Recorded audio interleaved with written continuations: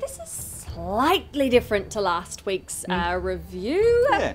Just a little bit of a departure there. That's right, from something sweet and innocent to something violent and bloody. Indeed, but it is cast and crew favourites, and this is what you have chosen, so please, Ray, tell us about Ninja Scroll. Ninja Scroll, okay, well this was a very tough decision. I didn't choose it based on it being my ultimate favourite. I chose it on nostalgic purposes, really, because, well, when I was growing up, many moons ago, in the country, there wasn't a comic book shop or a video store anywhere nearby. I know, the horror.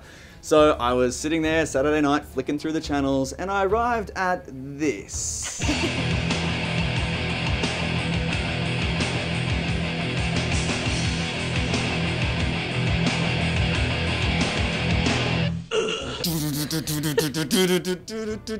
Yeah, so it was actually the start of the anime films of the time. Yes. Yeah, I was actually watching cult classics on SBS. It's such a shame that this program doesn't exist anymore. It was pretty awesome. Yeah, it was fantastic. Now, what this film did for me is it altered my perspective on cartoons, if not life, forever. So I went from Transformers to this. Ninja Scroll is the 1993 action thriller anime film set in feudal Japan. It's written and directed by Yoshiaki Kawajiri, and the character designs were done by Yutaka Minowa. Now, the artwork, personally, I think is amazing. It's a great use of shadow, it's wonderfully drawn characters, and each is, all the action scenes are amazingly choreographed. It's all bone-crunching, heavy-hitting stuff. Look, the movie is a homage to a Ninpoko series of ninja novels by Futaro Yamada. And the plot, well, it's as follows. There's a ninja for hire, and he's forced into fighting an old nemesis who is bent on overthrowing the Japanese government. Right? Simple? Well, the problem is that his nemesis, thought dead, is also the leader of a group of demons, each with superhuman powers. Now, you saw the film, Sonya. What did you think? When I first saw this, I was really, really shocked. I was a teenager and I'd never seen anything like this ever before in my life, so... Feel a butt coming on? But it was awesome. All I right. loved it so much. It was so cool. And the animation still stands up to today's stuff. Like, it's still brilliant. Absolutely. I was watching it last week again. It is awesome. And I was still surprised at all the action that they were capturing. I was like, oh my God, that happens. Oh, I forgot about that. It is in your face action.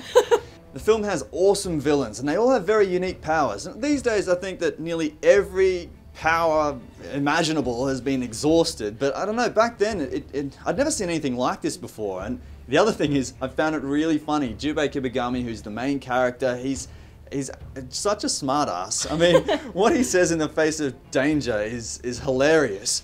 And what did you think about the blood and graphic nature of the film, though? It might seem odd, but so especially to those who don't know it, it's actually a stylistic thing. It is, and there is certainly a lot of it, so please don't go into this thinking you're going to be watching a Studio Ghibli film. Yes. I also really liked the female characters. Oh yeah, they're pretty tough, aren't they? They really are. They've got a lot of flack, but I love them. Kagero is such a great character. She's the envy of every man, and she does get knocked about a lot. Oh, absolutely. But she can kill you with a kiss.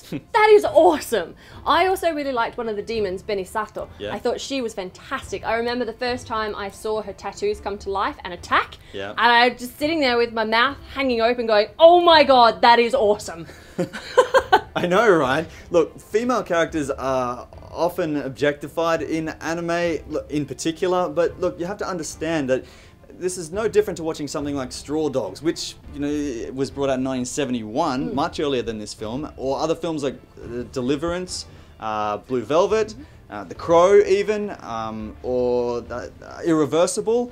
Now, these films all depict strong violence and sexual acts, but I don't know, I think people have an aversion to watching cartoons like this because they feel that they should only be associated with the innocence of childhood, and as far as I'm concerned, that's just not the case. This film was also my first encounter with transgender and bisexual animated characters. I'd never seen anything like this before, and it wasn't overt, but it was definitely present, and it was quite an eye-opener for me as a teenager. I kept wondering whether my family was going to wander into the background and go, "What are you watching?" It's not the Bill, Mum, it's Ninja Scroll. Ah. Ninja Scroll, Mum. No, I They don't would think you have should no sit idea. there and hold my hand and watch it. That No. wouldn't be too nice. No. No. The film did catch a lot of flack though. Look, in 1995, the UK version had 52 seconds of material edited out because of how extreme it was, and then that passed on to other Western nations like Australia. You couldn't get the original here for a long time either. It wasn't until Manga Entertainment released the 10th anniversary edition in 2004, and now the film carries an R rating, so it's available to all of us finally.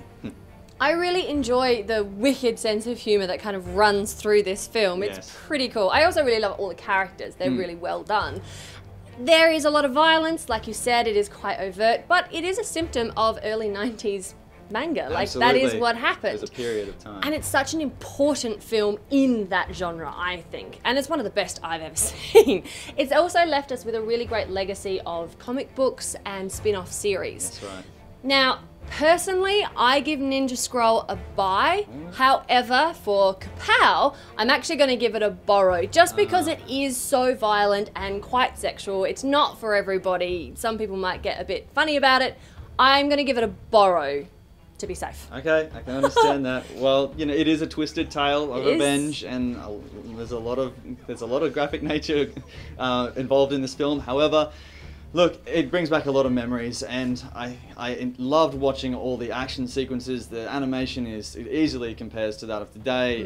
The sound as well, I forgot to mention, is awesome. It's so nice and rusty. It reminds me of those old samurai vintage films. Awesome. Yeah, that's another fantastic component of it. Look, films like this rarely get made these days. Yeah. It came out at the peak of an era of adult animated entertainment, Yeah. and it's unlikely you'll see this kind of thing very often again. So if you've always been curious or even just heard about it and want to check it out, you know, have a strong stomach, but I think you'll really enjoy it. So, bye.